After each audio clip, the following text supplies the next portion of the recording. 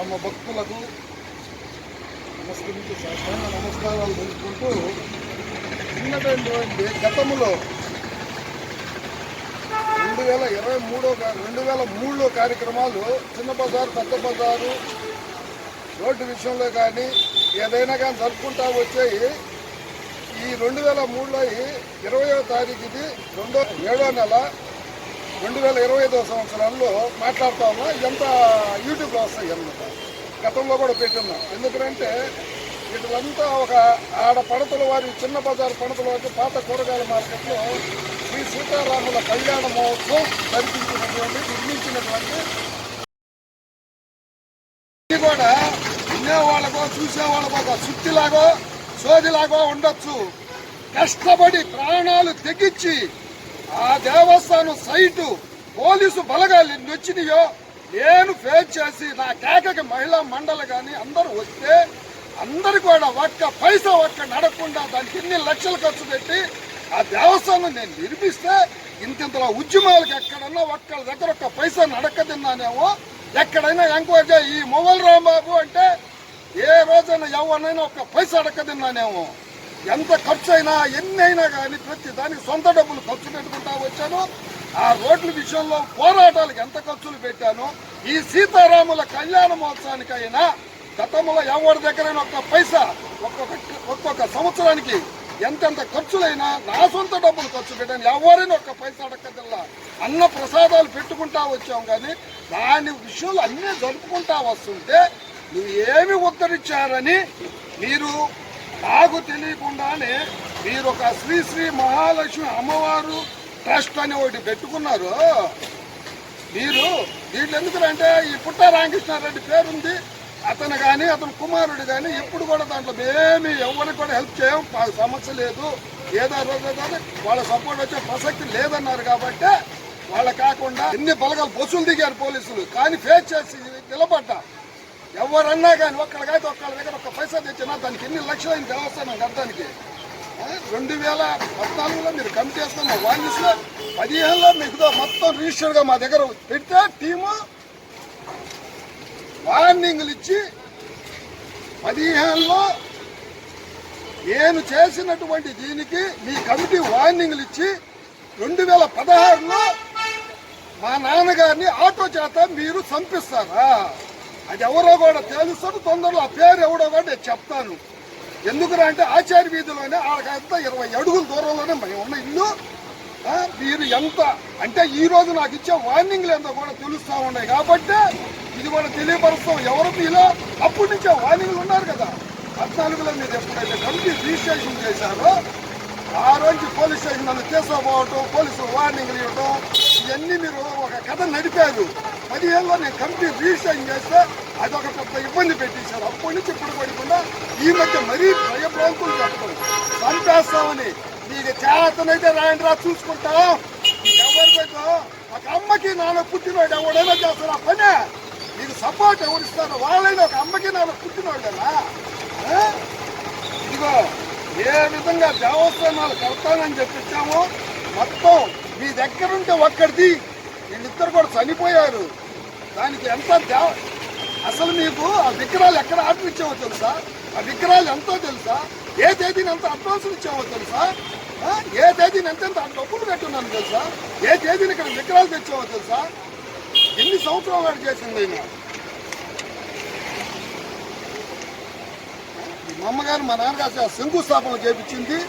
నీ చేతనైన దేవుని ఉంది. కనీసం పోలీసులు రైళ్లు జరిగినాయి కానీ చేసింది కానీ బొమ్మలు ఆడనేది కానీ మోడల్ కార్డు ఇది మొత్తం కాంట్రాక్టర్కి ఇచ్చింది.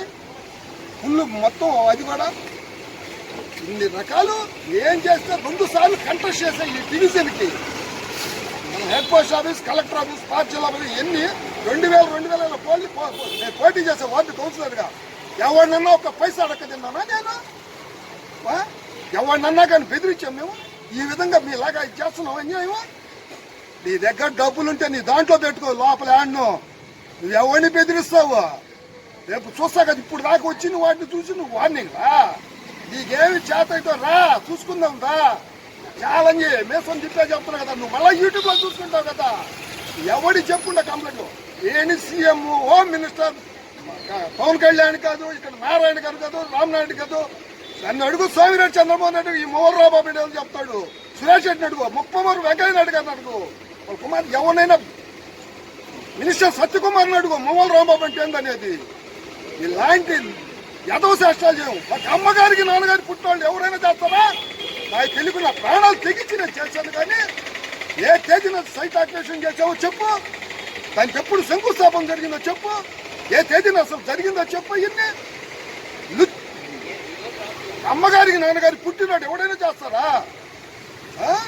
ఎందుకు ఆ కర్మ? మనం చచ్చిపోయిన తరతరాలు పేరు నిలబడాలా? ఆ విధానం అనేది లేకుండా మీ జ్ఞాపకండి. ఇంకా తాళాలు గతంలోనే చెప్పుకున్నా. నాకు మొన్న కన్యకాపరమేశ్వర అమ్మవారి జన్మదినోత్సవం, దాని ముందు శ్రీరామం అప్పుడు కూడా తాళాలు ఇదేదోగా ఇచ్చేసుకుంటా ఇష్టం.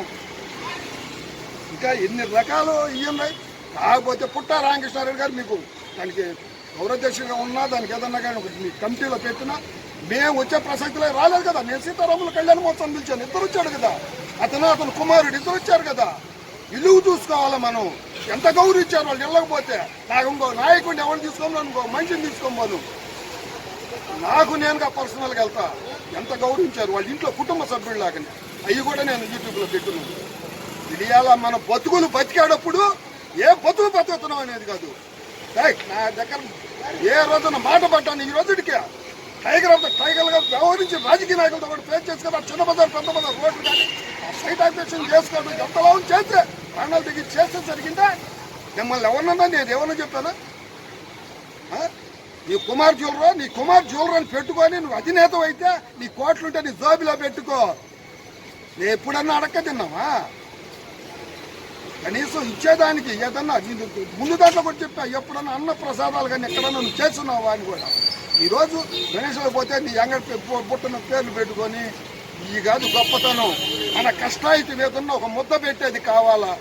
మనం చచ్చిపోతే తరతరాలు మర్చిపోకూడదు. ఏ రోజు కూడా నా జన్మలో నేను చిన్న పిల్లాడప్పటి నుంచి కూడా ఎవరిని చూసి కూరగాయల మార్కెట్ అప్పుడు కూడా రోడ్డు కట్టంగా రాముల వారి సీతమ్మ తల్లి కళ్యాణం కాదు, వినాయక చవితులు కాదు, 78 నుంచి వినాయక చవితులు ఏదైనా మేము చేసుకుంటా వచ్చాం. కానీ ఆ విధంగా మంచితనంగా అడుగులేసాం. కానీ ఈ ఎదో విషయాలు మేము ఎప్పుడు వేయలే.